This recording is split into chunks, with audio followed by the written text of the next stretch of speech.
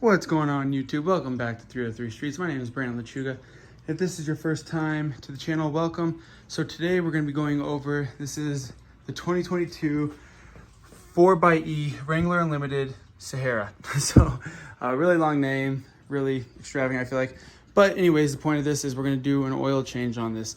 So this is for the 2-liter turbocharged. So let's just go over some of the stuff you're going to need. You're going to need 5 quarts of oil, and it is going to be your 5W30. As you might be worried, it's face down. Don't worry, I cleaned it along with the drain bolt. So that's what you're going to need first. You're going to need 5 quarts. So we went with the full synthetic 5W30 like I requested. So yeah, that being said, you do need full synthetic for this car. That's going to just be the best bet for it. And for your filter, here is the filter.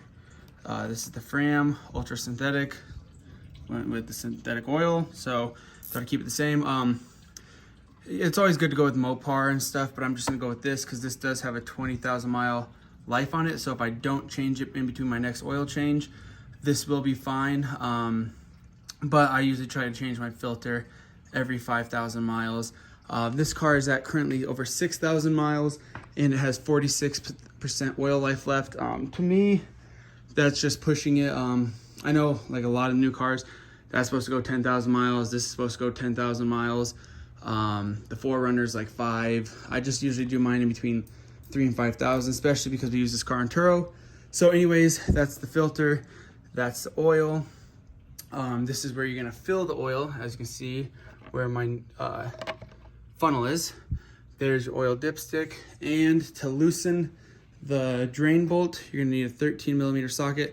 I love using the, these are the, which ones are they? I'm trying to think. This is like the ratchet wrench, and I love these just because it's a little bit easier to use. So anyways, let's get started. First thing you're gonna do, open it up here, take off your cap, come down under here, and you're gonna go to where your oil is located. And as you can see, it's still kind of draining. So that's where your drain plug is. And then right back over there is the filter. So again, that's a Mopar filter. So you're just gonna loosen this a little bit, break it, and we're gonna let the oil drain completely. I'm gonna let it be a very, very slow drip. So once that's done, we'll move on to the filter. I'll show you how to get that out and how to replace it with the new one. So check back in a second. All right, here we are back under the car. As you can see, the oil's still dripping from there. I got the filter loosened. So as you can see, it's dripping oil now. Gonna kind of keep taking it off slowly. And luckily the pan can catch both of these. So we're gonna let it drip out and then take it off. So I'll show you what it looks like in a minute. All right, so here we are. There's the old filter, as you can see. Again, the oil is not horrible, not super, super dirty. There's compared to clean oil, dirty oil. Again, I'm just doing it because, like I was saying, we use this as a rental car and stuff like that. So I just try to keep up on the maintenance as much as possible. So anyways, before you put in the new filter, the easiest way to get the old filter out is making sure you have a fitting that goes on the back of it that fits it. That being said, let me see, I know I just had one. I guess I don't know where to put it. There's an oil filter fitting. I would make sure you have one of those. Makes it a little bit easier to get it off. Yeah, so once you get it off, I put some new oil inside the filter. It's hard to see because it already absorbed up into the filter essentially. But you do that because, again, it's not really good to dry start your filters. That's what I've been told. I don't know. So I'm gonna put a little bit more oil in it, and then I'm gonna put a little bit of oil around the ring to seal it, and then we will put it in. So I'll show you what that looks like after I put it in. They're both still kind of dripping. You can't really see it, but you can kind of hear it sometimes when it hits the pan. Oh, you can see it a little bit. So the bolt, where the bolt goes is still dripping a little bit. Where this goes is, where the filter goes is pretty, dry right now. So I'm gonna wipe it off, seal it. And again, to seal it, you put a little bit of oil on the gasket and I'm gonna fill it up with a little bit more oil. You don't want it to overflow, so nothing too crazy. So once I do that, I will show you what it looks like on. All right, here we are back under the car. As you can see, the filter's back on. It's still dripping a little bit of oil. I'm probably gonna just wipe it and then call it good and put the bolt back in. So with the filter and the bolt, you don't want to over tighten it a lot. This is just hand tight.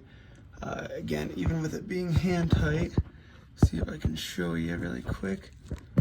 It's still on there, pretty snug. So again, it's not going to be super easy to get off or super difficult. From the factory, it is a little bit more difficult to get off. But that being said, the filter's on. What's nice is I like this one because it's got the little bit of a grip right here to make it a little bit easier to get it on and off. And then I'm gonna wipe the bolt, put the bolt in, and then again, do not over tighten that, because if you end up damaging the pan and it strips the pan, you're gonna have to get the whole thing replaced, and you do not want to do that. So again, just go kind of hand tight, make it pretty snug, and call it good. So before I put the bolt back in though, I'm gonna wipe it off and then put the bolt in. All right, as you can see, we have the drain plug back in and the filter in. So now we're gonna fill it with some oil and then reset the oil life. So do that really quick and then catch up. All right, so all the oil's in, the dipstick's back in, the cap's back on. So now we're just gonna go inside the cabin and reset the filter, or the filter and the oil life. All right, here we are. I'm gonna show you how to reset your oil life. So the vehicle's on off, you're gonna hit the button twice to run mode. Everything's gonna come on. More than likely you won't be on this page already, but you can see I have 48% left. So it's probably gonna be on something like vehicle info, like that, showing the charge. So let's say it's not, and it's on messages. Okay, we have none. Scroll down, use this. It's gonna go to screen setup, scroll down again. There's speedometer, scroll down. On vehicle info, use the arrow button right here to go over until you get to oil life. Again, 48%, but we're gonna hold the OK button right here and reset it. There you go, it's reset. So again, I'm probably gonna change mine at 6,000, then you just turn off the car, you're good to go.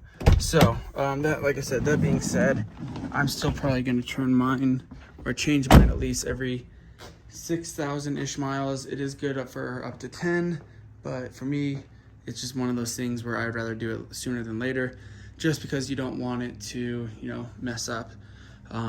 Again, I know these things are supposed to be doing that, but with a turbo, and again, twin turbo, like on the Bronco, and even the Lamborghini, these high performance cars that have turbos and just high performance vehicles in general, tend to burn the oil quicker, especially because it's a turbocharged. It heats up, it breaks down the material more. That's why you need full synthetic, stuff like that. So I'm gonna stick with 6,000. That's about half the life, as you saw, and that's kind of bad because about half the life means it can go to about 12,000 miles. Personally, I'm not gonna do that, but it can. So yeah, hopefully you found this video helpful. I made a mess on mine, so I'm gonna back it up, clean everything up, and be good to go. But yeah, stay tuned for a lot more videos to come.